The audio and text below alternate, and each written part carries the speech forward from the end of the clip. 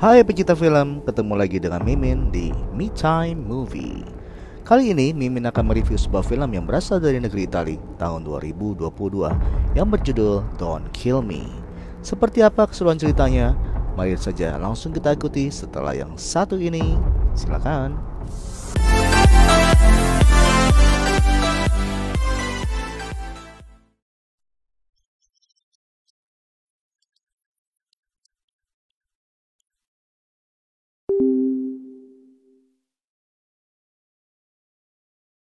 Di scene awal, terlihat sepasang muda-mudi yang sedang berkencan di dalam sebuah mobil yang melaju dengan cepat. Si cewek pada awal merasa sangat senang karena pacarnya yang sok keren mengemudi ala-ala Fast Furious gitu loh. Karena tak mau mati muda, kemudian wajah si cewek berubah menjadi pucat ketika melihat cowoknya menyupir mobil tersebut sambil merem melek. Merem. Si cewek berusaha memperingati si cowok, tapi si cowok makin menambah kecepatan mobil. Di depan, jalanan mulai sempit dan ada sebuah mobil yang melaju dengan pelan. Tapi ketika si cowok berhasil melewati mobil tersebut dengan selamat, dia malah berteriak kegirangan tanpa merasa bersalah.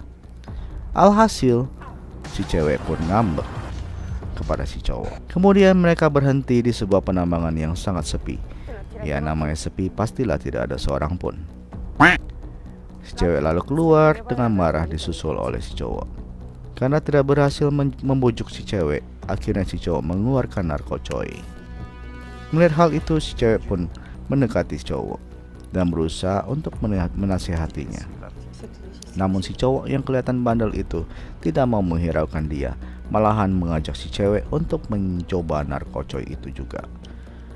Lantas mereka membakar narkocoy hitam-hitam yang setelah Mimin Google disebut dengan istilah hidroksiapetamin dan tropicamide, adalah obat tetes untuk membuat pupil mata membesar, membantu untuk orang-orang yang hanya bisa melihat dengan jarak dekat, dan penggunaan obat ini haruslah dengan seizin dokter.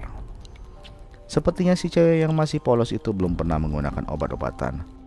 Di scene berikutnya, terlihat mereka berdua malah berakhir di kamar mayat karena overdosis.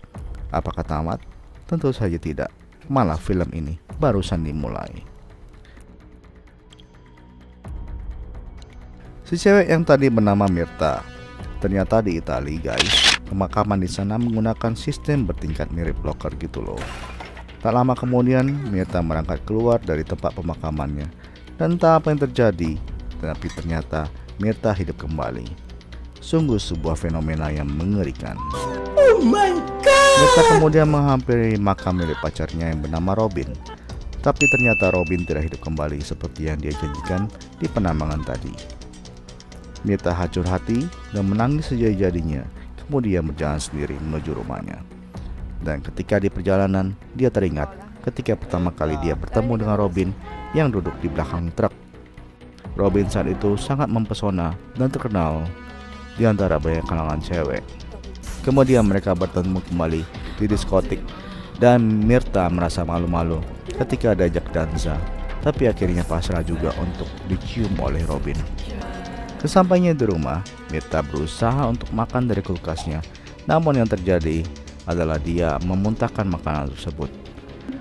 Dilihatnya kedua orang tuanya sedang tertidur, namun mamanya menyusul ke kamar Mirta dan merasa bahwa ada seorang di kamar anaknya. Ketika ayahnya mencari ibunya, lalu Mirta langsung kabur. Mereka pun langsung memanggil warga dan juga polisi untuk membantu mereka mencari Mirta. Mirta lari kuburan dan menemukan bahwa kuku tangannya sudah menghitam dan mudah copot. Lalu pupil matanya juga membesar. Dan karena panik, dia lantas menggunakan kacamata hitam untuk menutupi matanya yang aneh. Karena tak ada tujuan, Mirta kembali ke diskotik lalu bertemu dengan seorang arsitek yang hendak mengajak Mirta untuk mantap-mantapan. Sementara itu di rumah, ayah Mirta didatangi oleh seorang pria yang tidak dikenal yang menyebut dirinya adalah anggota Bernadante. Mereka lalu berdebat mengenai jasad Mirta yang sudah dicuri. Tapi pria misterius tersebut mengatakan bahwa Mirta hidup kembali. Karena tidak percaya dengan apa yang dikatakan, lalu ayah Mirta mengusir pria tersebut.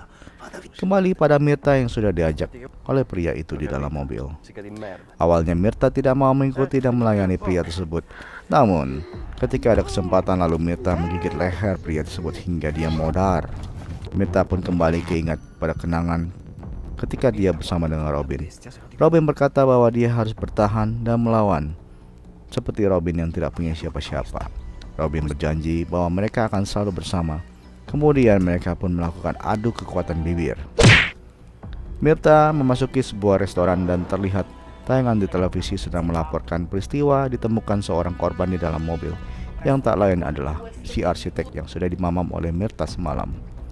Lalu Mirta mencuri sebuah handphone dan berusaha untuk menghubungi ayahnya.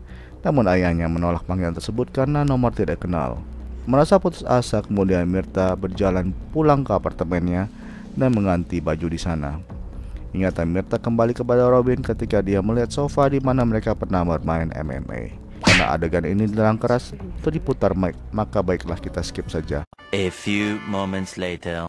Ketika malam tiba, Mirta melihat ayahnya membawa seorang wanita tidak dikenal. Apakah ayahnya selingkuh? Ya, itu bukan urusan Mimin ya. Yang mana wanita itu langsung menjadi santapan malam Mirta. Mirta yang sudah di luar kendali juga hendak menyerang ayahnya. Tiba-tiba sekelompok pria tidak dikenal menerobos ke dalam rumah dan menembaki ayah dan juga Mirta. Ketika ada kesempatan, Mirta melarikan diri dan loncat keluar jendela. Akhirnya dia diselamatkan oleh seorang wanita bermotor dan mereka berhasil melarikan diri dari gerombolan tersebut. Di tempat wanita bermotor itu, kita sebut saja namanya Juleha. Kemudian Mirta pun dirawat, dicabuti peluru-pelurunya, dan disuruh Mirta mandi karena sudah bau tengik. Kemudian Juleha menjelaskan kepada Mirta bahwa ada sekelompok orang yang menamakan diri mereka Bernandante dan berusaha untuk memburu orang-orang seperti Mirta dan juga Juleha. Mengapa? Karena mereka adalah overdead. Nah, di sini Mirta tahu bahwa overdead adalah orang-orang yang kembali hidup setelah mengalami kematian. Dan Bernandante adalah sekelompok organisasi yang tidak diketahui asalnya di mana, tapi cukup mempunyai sumber daya yang kuat dan siap habis-habisan memburu kelompok overdead. Kemudian Juleha pun mengajarkan Mirta bagaimana cara bertahan hidup, makan, dan juga bersembunyi. Setelah selesai mengajarkan Mirta cara makan yang baik dan benar, maka mereka pun pergi ke suatu tempat. Di tengah perjalanan mereka pun berdebat mengapa Robin tidak hidup kembali. Namun Juleha mengatakan bahwa tidak semua orang kembali setelah mati. Hanya saja Mirta tidak setuju dan berusaha untuk kabur. Kemudian dia pun loncat dari mobil. Akhirnya Mirta kembali ke pemakaman dan menemui seorang temannya Robin yang disebut saja di sini namanya si Bambang. Si Bambang yang sedang sakau heroin mengira efek dari heroin itu membuat dia melihat Mirta seolah-olah kembali. Setelah diberikan kesempatan untuk mandi, si Bambang pun menjamu Mirta di rumahnya dengan baik.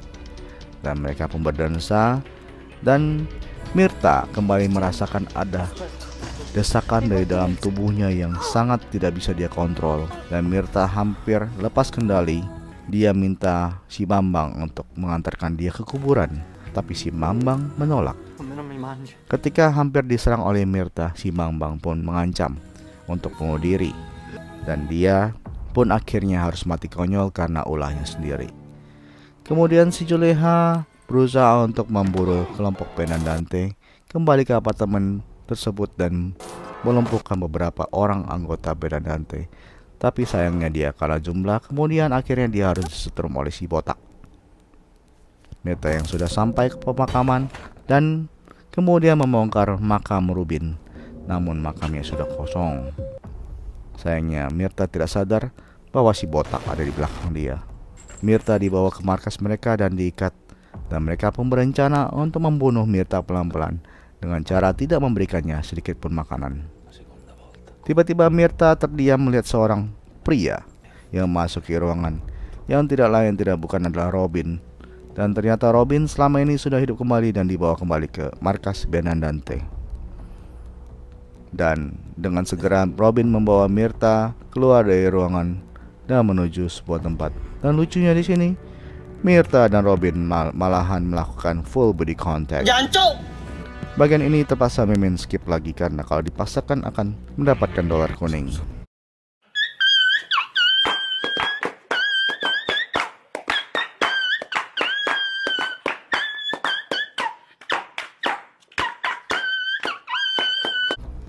Lalu di sana Robin menceritakan mengapa dia memilih menjadi Overdad, karena untuk membunuh musuh-musuh Bernadette. Di sisi lain, Juleha yang sudah ditangkap dan disiksa dengan parah sehingga mukanya menjadi hitam. Kemudian bos Bernadette yang sedang menyiksa Juleha menyadari bahwa tiba-tiba Mirta datang dan memfatality bos Bernadette tersebut.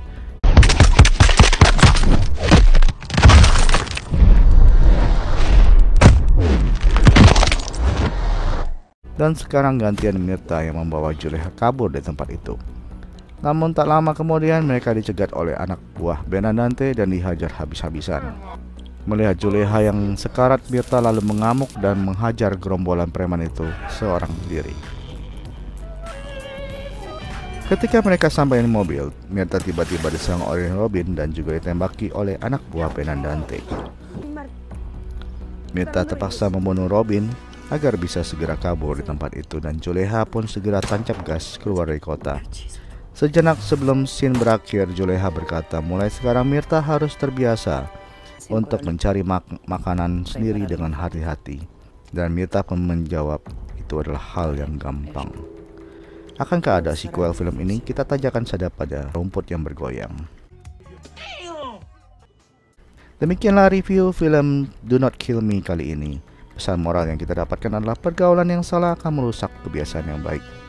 Mirta yang selama ini anak yang polos berusaha berubah drastis hidupnya setelah bertemu dengan Robin yang sudah rusak dan hancur. Demikianlah review film kali ini. Terima kasih sudah mengikuti sampai akhir. Dan jika berkenan, silakan tinggalkan like. Dan Mimin pamit. Dan sampai berjumpa lagi dengan film-film review berikutnya hanya di Me Time Movie. Bye-bye.